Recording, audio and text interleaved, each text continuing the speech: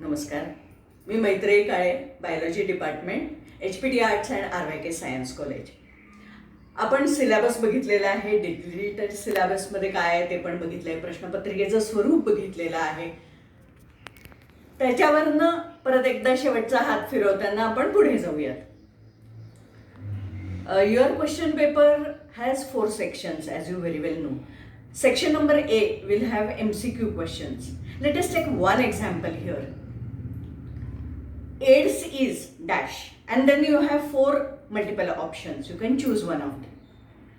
Or in the B part, where we have to write one sentence, you can say what is AIDS, and then you can give the full form along with the requisite amount of information about the disease. Just a line would do. In the section 2, if this question same appears for 2 marks, then what is AIDS? What is the causative organism? Again, if it appears in section 3, what is AIDS? What are the causative organism? Or what is its structure? Along with the signs and symptoms. So it will become 3 marks. And finally, if I have to pose the same question for 4 marks, I will say what is AIDS? Give the causative organism, signs and symptoms, and what is the treatment. Or instead of it, what are the precautions one should take so AIDS will not occur. Which means when you are reading the textbook, what will be important? Think from the point of view of the examiner and see what type of question can be posed here. If you go on with this in mind, it should not be difficult for you all. Now, because you don't have a set of 5 years backdrop, your portion is very much watered down version for COVID-19. But it does not mean that you don't have to study. Now, your 12th standard mark sheet that I was referring to is today you sit there and write the marks for each and every subject that you think you are going to attain. On a piece of paper, put it in a drawer, close this drawer.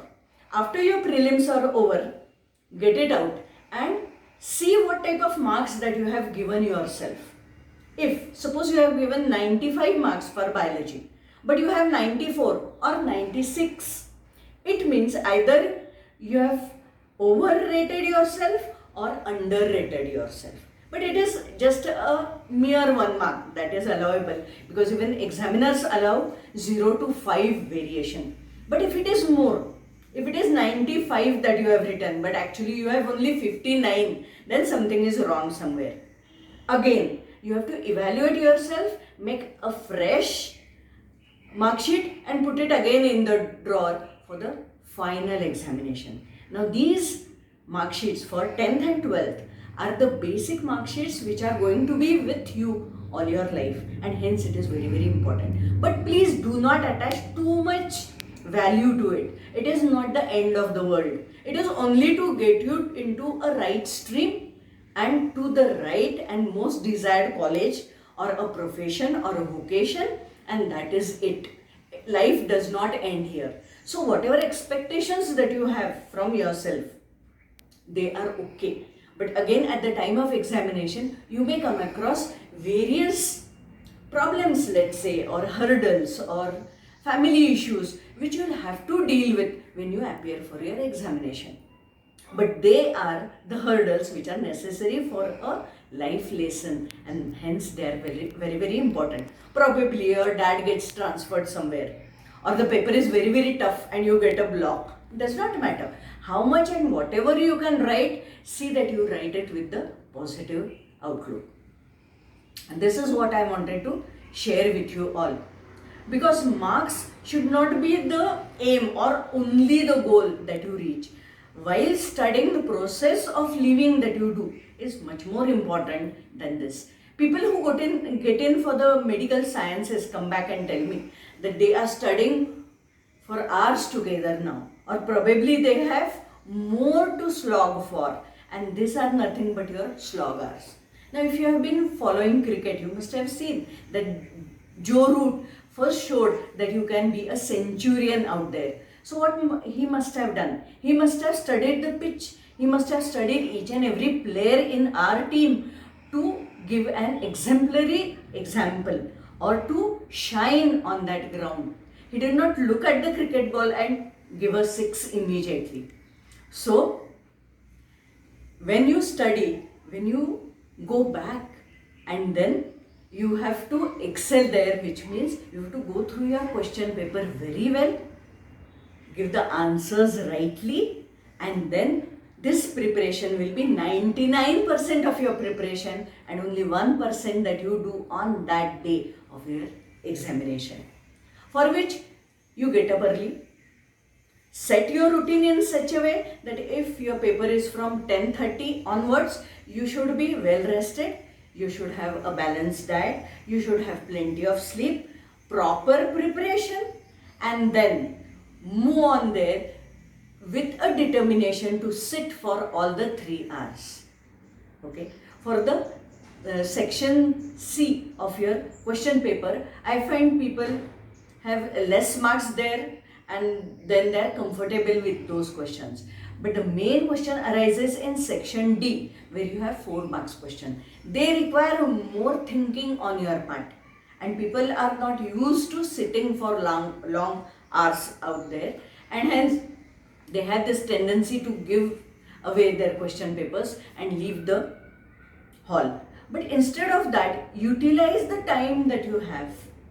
Have 5 or 10 minutes left for you to go through the answer sheet again and see if anything that was left by you, any spelling mistake that you made, or something that did not occur to you at that time, but now you can do it well. So when you are going through all this, as far as possible from your point of view, see that your answer sheet is as complete, as precise, as accurate as it should be. Now any silly mistake or a mistake that you make on your part is allowable because you are a student. But as far as possible, see that your preparation is the best. Also, giving the best 100% of your potential, because that is what is required by you. Your parents expect only that, your hard work. So those slog hours should be used. Now I have a batch of students which I know they are going to do very well in the boards.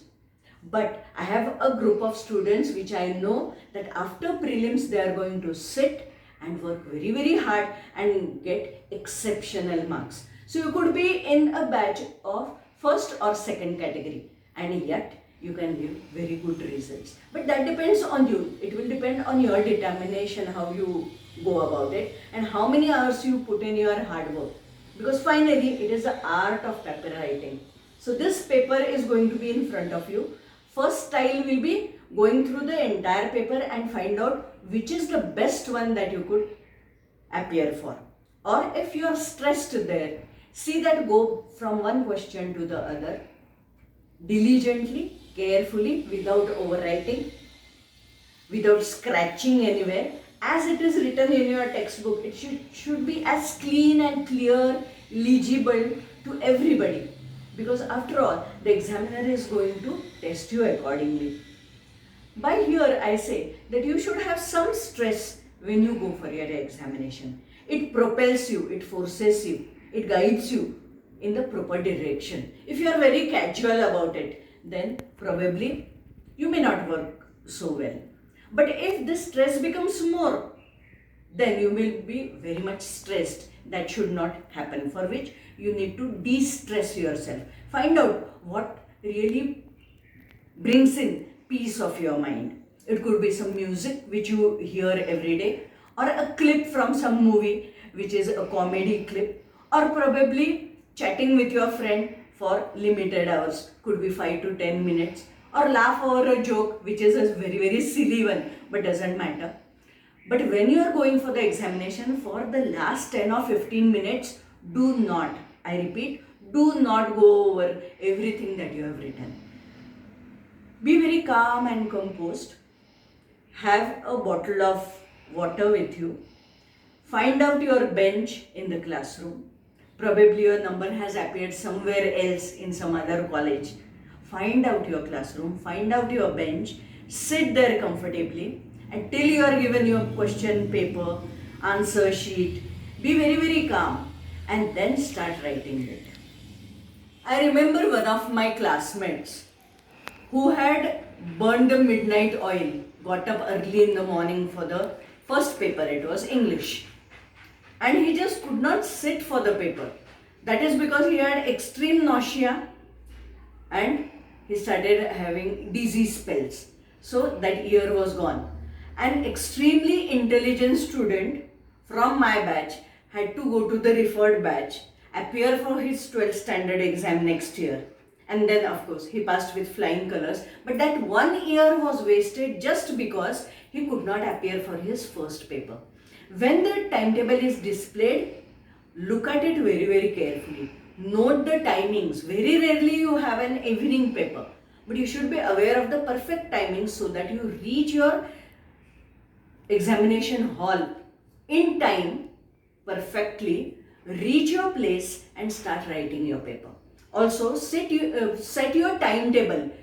Each one of us is fixed with a clock, which is called as a circadian rhythm or your biological clock. That is the reason why we get jet lag. And hence, for a week before, along with all the preparations that you are doing for your examinations, also take note that eat at a proper time, sleep at a proper time, and so that you are wakeful, completely alert for those 3 hours when you are going to sit and write that examination.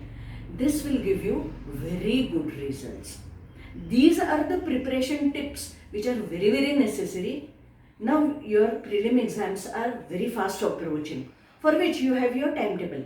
First will be English, second will be your second language, then physics, chemistry, biology, math, geography, whichever. Now your first paper is English, for which the earlier day before your exam start, your portion or your preparation for English should be going on. So set a timetable which is reverse to your timetable, so that the earlier day should be English, a day before should be Marathi. In this way, prepare your own timetable and then work hard for it. So suppose you got your timetable today, then you may have 3 days for each subject.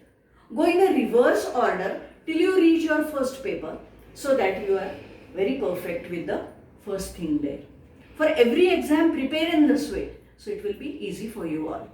When you get up in the morning, plan your day ahead. So instead of hurrying up, divide your time. Also, when you are solving your paper, see that you have a watch near you, so that you time yourself. So wherever you require more time, you know that these are the things that I do not understand or I require more time to write. Accordingly, plan your day. If you do these small things, they will definitely help you more.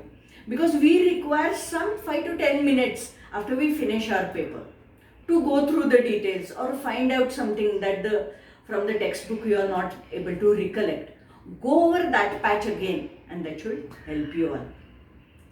We expect the best for you. All of us sitting here, all of us, your teachers or one of the guests or the expert lecturers are all what? Rooting for you. And so try to the best of your potential.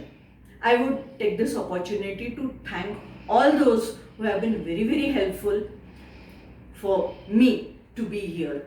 First of all, I would like to thank my resource persons, Revati Namdar, Prabhu sir, Nair sir, DC Patil sir, from whom I have just lifted some of the material.